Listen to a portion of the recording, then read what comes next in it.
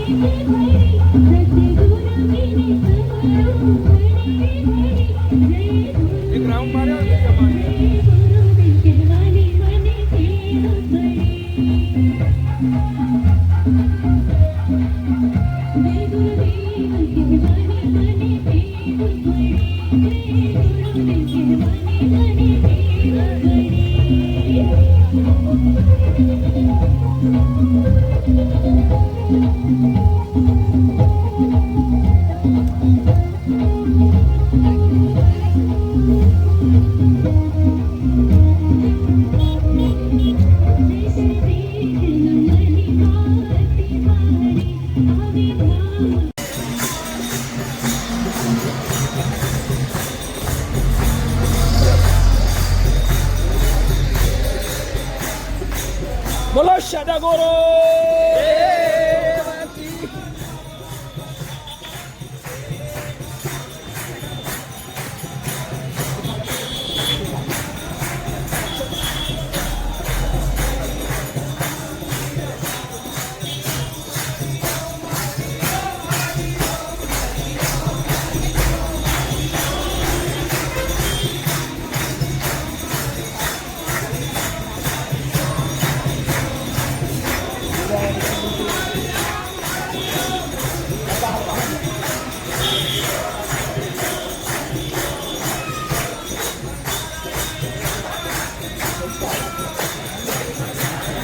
બીજા પછી આપણે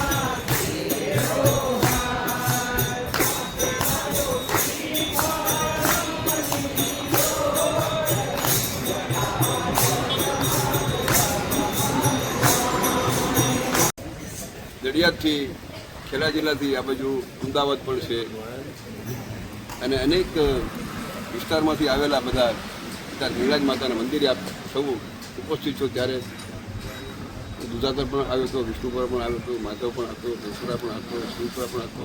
તમારે એનો જ મુજબ આજે એ નીલાજ માતાના મંદિરે આપ સૌને ઉપસ્થિત 115 થી 20 માણસની સંખ્યા ભગવાનને પ્રાર્થના કરી કે તમે સૌ તમને કાઉન્ટર પણ આપવામાં આવ્યું રામ ભરોસે જાહેર કરવામાં વાંધો નથી. બાજુ બેઠા છે એ દાતા એના બોલો સદાગુરુ કાઉન્ટર એટલે શું? ગણતરી કરવાની કાઉન્ટર ગણતરી કર્યું કે તમે કેટલા નામ દોર્યા, તમારી ગણતરી થઈ ગઈ છે દબાવતા કરી કેટલા નામ થઈ ગયા. તો એક એક ડગલે એક એક યજ્ઞનું ફળ મળેલું આપણે મંદિરમાં જઈને નામ સ્મરણ કરતા જઈને એક એક ડગલામાં એક એક યજ્ઞનું ફળ છે. પછી ઘરે આવીને પછી વાતું કર્યા વગર ઘરે પહોંચી જવાનું મંદિરમાંથી ગઈ પછી એમાં પણ એક મંદિર જ આપણે જઈ રહ્યા છીએ. તો નામ સ્મરણ કરતાં જજો તો એને યજ્ઞનું આપણે ફળ મળી જશે બધાને. ભગવાનને પ્રાર્થના કરી કે તમે જે કંઈ ભગવાને તમને મનુષ્ય જન્મ આપ્યો હોય અને મનુષ્ય જન્મ શા માટે આપણે આવ્યો હોય તો આ રીતે નામ સ્મરણ કરવામાં, ભક્તિ કરવામાં, દાનપૂર્ણ કરવામાં આપણે ભગવાને મનુષ્ય જન્મ આપ્યો હોય. તમે સરસ મજાનું એક નામ સ્મરણ કરતાં જાવના પરમાત્માને પ્રાર્થના કરી, ગુરુ મહારાજને પ્રાર્થના કરી કે તમારા દ્વારે નિર્વિઘ્ને આ બધા તમારા શિષ્યો તમારા બાલુના પહોંચી જાય અને એનો જે જીવનનો અંતિમ ધ્યેય છે સ્વરૂપને જાણવાનું, એના માટે પણ તમે એને બધાને ભક્તિ કરવાની શક્તિ દેજો, હિંમત દેજો, પ્રેરણા દેજો. અને આ સંઘમાં ચાલી આવનાર સર્વે ધર્મપ્રેમી ભાઈઓ જે કંઈ વ્યવસાય કરતા હોય, ખેતીવાડી હોય, ડૉક્ટર હોય કે અન્ય વ્યવસાયમાં સંકળાયેલા હોય, બિલ્ડર હોય, નોકરી હોય, તો એમાં બધાની ઉત્તર પ્રગતિ થાય, બધાની ધર્મશ્રદ્ધાની ભક્તિ અખંડ રહે, બધાની મનોકામના તમે પૂરી કરજો, આદિ વ્યાધિ ઉપાધિ મટી જાય અને દરેક પરિવારમાં સંપરે, દરેક પરિવારના બાળકો ભણી ગણીને આગળ વધે, ઓજસ્વી બને, સંસ્કારી બને, તેજસ્વી બને, નિર્વ્યસની બને, રિદ્ધિ સિદ્ધિ માતા સરસ્વતી લક્ષ્મીજીનો વાસ થાય. અને આજે જે કાંઈ જમણવાના દાતા છે એને પણ ભગવાનને પ્રાર્થના કરી એનો ભંડાર ભર્યા પૂરા રહે, જે કાંઈ વ્યવસાય કરતા હોય એમાં ઉત્તર પ્રગતિ થાય, એ ધર્મસત્તાની ભક્તિ અખંડ રાખજો એવી પરમ કૃપા પરમાત્માની પ્રાર્થના.